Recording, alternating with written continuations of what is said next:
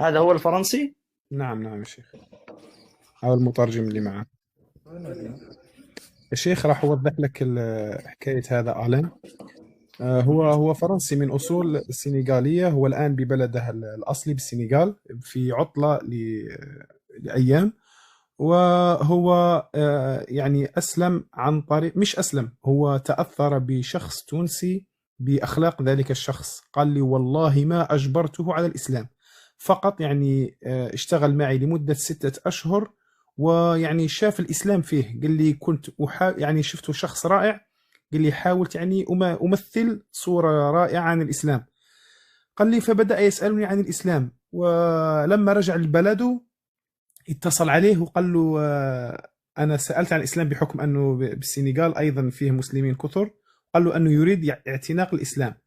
وهو أسئلته كالتالي، إن لم يطرحها بالبث أو لم يعرف كيف يوصل. هذا الأخ التونسي قال لي من خلال يعني مناقشتي معه، هو يسأل، ويعني هو يريد يفهم دليل على أن الإسلام هو الصح، وأن عيسى ليس إله وهو مجرد رسول. ويريد أن طيب يسأل عن، خليه معنا يطرحهم عشان نعم نكسب نعم، لا لكن الأخ التونسي قال لي شيخ، قال لي ممكن يعني راح يتوتر وما يسأل هذه الأسئلة، لكن هذه الأسئلة هي اللي شغلة باله.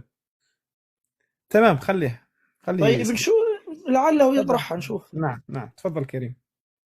السلام عليكم هو ورحمة الله، الأخ كريم حياك هو الله اللي الشيخ. تونسي ولا من؟ هذا مترجم، مش الأخ التونسي.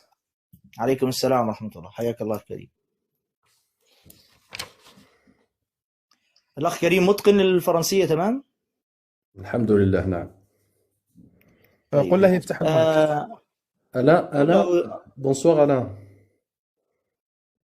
Ouvre ton micro Alain. C'est bon? Ça va, on peut se tutoyer, tu vas bien?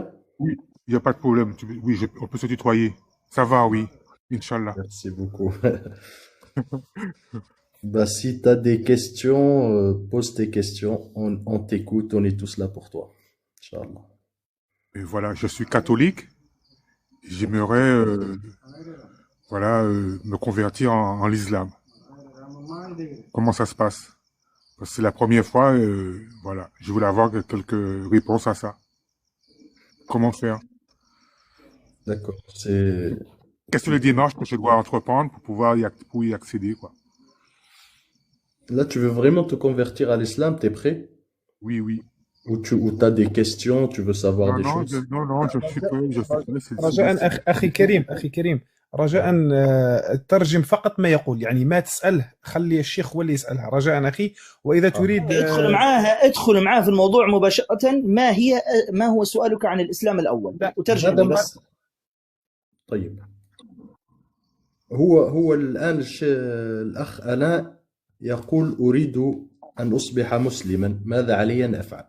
سألته هل لديك أسئلة؟ قال لا. قال هو أنا كاثوليكي حاليا وأريد اعتناق الإسلام.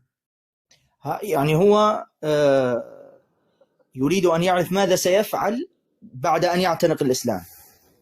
لا، يريد أن يعرف ماذا يجب أن يفعل ليصبح مسلما. الشخص بمجرد أن يدخل للإسلام، إذا أراد أن يدخل للإسلام، فإنه أولا ينطق الشهادتين، وهي أن تشهد أن الله سبحانه وتعالى واحد لا شريك له، واحد أحد. وبعد ذلك يشهد بأن محمدا صلى الله عليه وسلم رسول الله. وبعد ذلك يشهد أن عيسى عليه السلام رسول الله. ترجم لي هذه الآن. طيب. Alors Alain, pour devenir musulman, il faut prononcer l'attestation de foi. C'est-à-dire dire que il n'y a qu'un seul Dieu digne d'adoration et c'est Allah, et que Muhammad sallallahu alayhi wa sallam est le dernier prophète et que Jésus est son prophète. D'accord. Tu veux le dire en arabe après en français, Inch'Allah? Oui, parce que je sais pas parler l'arabe. Oui, on va t'aider. Tu vas m'aider? Donc, attends, j'ai pas tout retenu ce que tu m'as dit. Attends. أخ كريم خليه هو اللي يقول أنه راح يريد أن يسلم. طيب ماذا قال لك يا أخ كريم؟ يريد أن يعرف كيف يقول الشهادة. يعني هو الآن مقتنع، هل هو مقتنع 100% أن الإسلام هو الدين الصحيح وأن الأديان الأخرى كلها ليست صحيحة، ومقتنع تماما بالإسلام؟ Alain, le cheikh te demande si tu es vraiment sûr que c'est la seule religion, l'islam, et que tous les autres ils sont pas bonnes. Parce qu'il faut, c'est une obligation ça en fait. Pour moi, c'est la seule parce que j'ai étudié les autres, pour moi, c'est la seule qui dit la vérité et qui se rapproche d'Allah, quoi. نعم مقتنع يا شيخ 100%. 100%.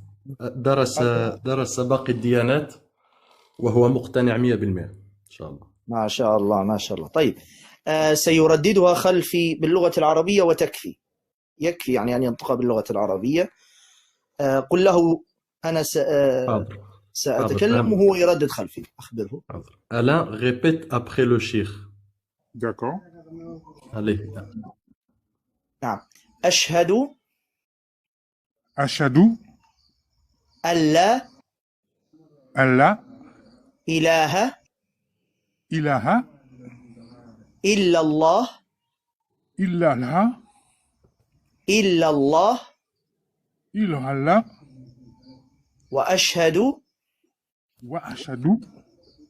أن محمدا عبده ورسوله. نجرب باقي الشهادة إن شاء الله يعرف ينطقها. وأشهد أن عيسى عبد الله ورسوله وكلمته ألقاها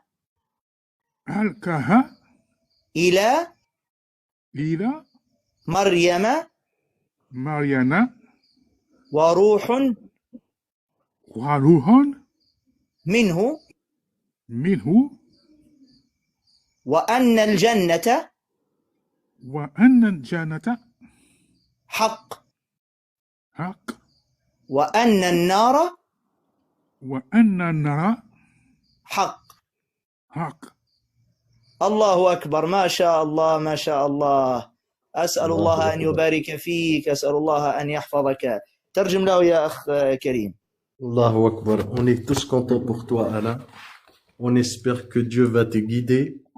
Et on n'était pas tout seul, on est tous là pour toi. Si tu as des questions. D'accord. جملة الشهادة يا أخ كريم.